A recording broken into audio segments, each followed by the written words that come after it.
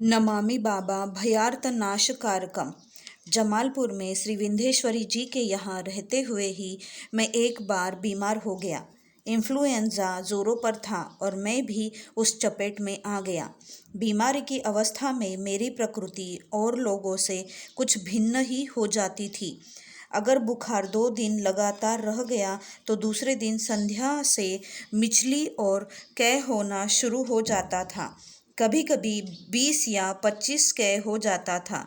मुंह बहुत ज़्यादा गंदा होता था, इसीलिए मुंह खोलने की इच्छा नहीं होती थी। अगर लाचारी से मुंह खोलना ही पड़ा तो कै अवश्य हो जाती। दवा खाने के लिए मुंह तो खोलना ही पड़ता था, इसीलिए दवा खाने के पहले गर्म पानी में डेटॉल दे पहले खूब कुल्ला कर मुंह साफ करता, तब कहीं दवा खा पाता था। बोलना मुश्किल था, अतः ज़्यादातर संकेत से ऊँ ऊँ कर गूंगे की तरह बोलना पड़ता था, क्योंकि बोलने के लिए मुंह खोलने ही से कै होता, जो बड़ा ही कष्टकर होता था। कै होना भी तभी बंद होता था जब डॉक्टर कम से कम 50 सीसी ग्लूकोज इंट्रावेंस चढ़ा देते थे। कड़वी दवा बिल्कुल नहीं पचती थी।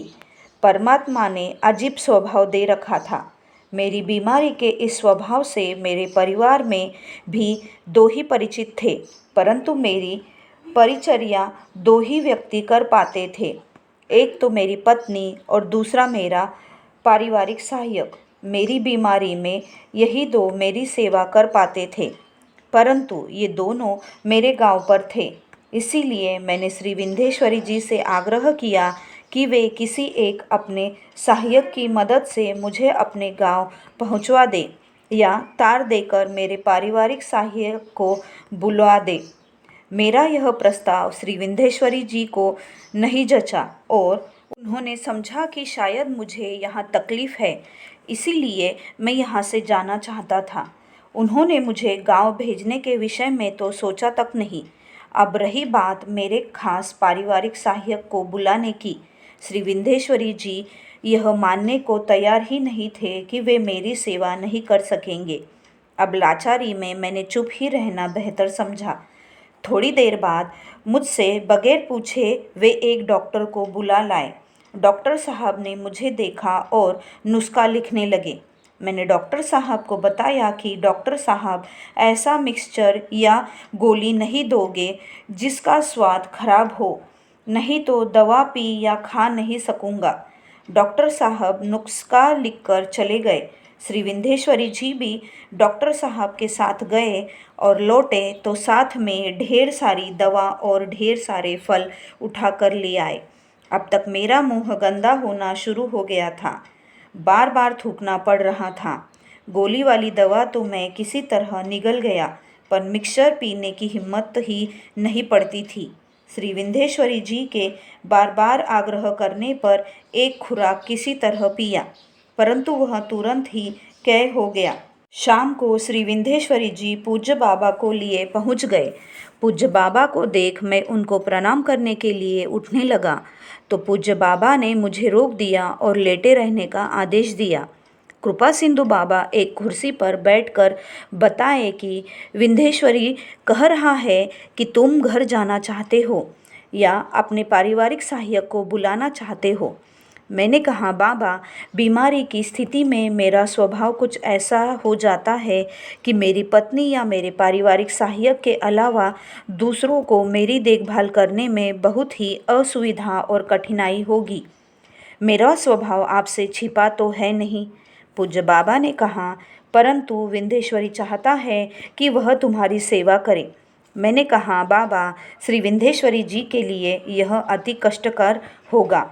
ऐसे ही इनकी मेहरबानी मुझ पर बहुत है और मैं इनके एहसान से दबा हुआ हूँ। श्री विंध्येश्वरी जी, जो अब तक चुप थे, अब पूज्य बाबा से आग्रह करने लगे कि बाबा, इनको यही रहने दे, हम लोग इनकी सेवा और देखभाल कर लेंगे। पूज्य बाबा ने अब मेरी ओर देखा और कहा, क्या हर्ज है, विंध्येश्वरी को एक मौका दो, यह तुम्हारी देखभाल कर लेगा।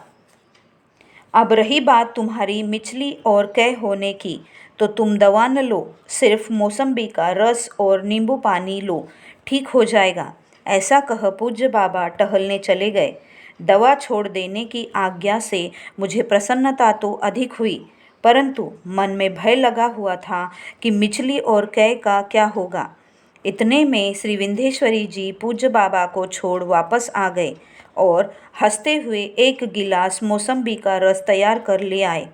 पूज्य बाबा की आज्ञा थी, इसीलिए पी तो लिया, पर शंका बनी हुई थी कि कहीं कै न हो जाए। तीसरे दिन भी श्री विंध्येश्वरी जी ने कई बार मौसम्बी का रस पिलाया, पर एक बार भी न मिचली आई और न कै हुआ। अब मेरी खुशी का ठिकाना न था। उस दिन दोपहर के बाद बुखार भी नहीं आया। चौथे दिन मैं बिल्कुल ठीक था और पथ्य भी मिल गया। पूज्य बाबा के बताए इस नुस्खे से मेरा स्वभाव ही बदल गया। इसके बाद जब भी बीमार पड़ा, जी की मछली और कै का आना सदा के लिए बंद हो गया। अच्छे हो जाने के बाद भी कमज़ोरी के कारण मैं कई दिनों तक पूज्य बाबा के दर्शन को नहीं जा सका। ऐसे ही में एक दिन एक गुरु भाई रात के 10 बजे मुझको जागते देख मेरे पास आए। वे जमालपुर ही के रहने वाले थे। ये वही गुरु भाई थे जिनके खाने पीने की व्यवस्था सदा असुविधाजनक ही रही। अतः मैंने पूछ दिया, इस समय इतनी देर से आप कहाँ से आ रहे हैं? उन्होंने बताया कि आज संध्या समय पूज्य बाबा के साथ टहलने एवं मैदान में जाने का सौभाग्य मिल गया था और वे वहीं से आ रहे हैं। उन्होंने कहा कि आज कब्र पर बाबा के सामने आप ही की चर्चा चल गई, तो बाबा ने कहा कि नागिना को मेरे लिए अभी उसके मन में अभिमान है जो उसको छोड़ देना चाहिए। मैंने अपने गुरु भाई से कहा कि यह तो बहुत ही स्वाभाविक है। शिष्य को अपने गुरु पर अभिमान नहीं होगा तो किस पर होगा। उन्होंने बाबा की कही हुई बात को कई ढंग से समझाने की कोशिश की थी, पर वे मुझे समझा नहीं सके। वे मुझे अभिमान शब्द का अर्थ समझाने की कोशिश कर रहे थे, पर सही रूप में समझा नहीं पा रहे थे।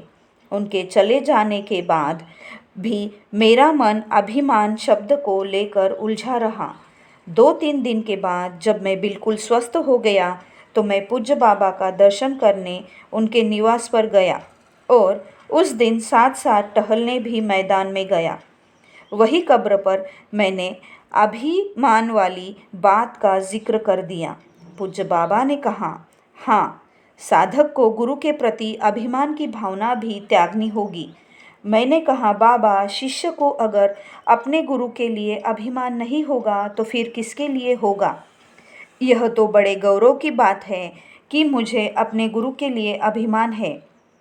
ज्ञान मूर्ति बाबा ने कहा कि अभिमान का मतलब यह नहीं है जो तुम कह रहे हो। तो मैंने कहा, बाबा, अभिमान का क्या माने हैं जो शिष्य के लिए त्यज्य है? परम पूज्य बाबा ने उदाहरण देकर अभिमान का माने समझाया। उन्होंने बताया कि घुटने से चलते किसी बालक को तुमने देखा होगा कि अपना आत्मीय को कहीं से आया देख वह बालक घुटनों के बल जल्दी जल्दी रेंगता हुआ अपने प्रिय अभिभावक की ओर आता है। कुछ दूर इस तरह चलकर वह रुक जाता है और अपने आत्मीय की ओर देखता है। क्यों रुककर वह बालक अपनी आत्मीय की ओर देखता है?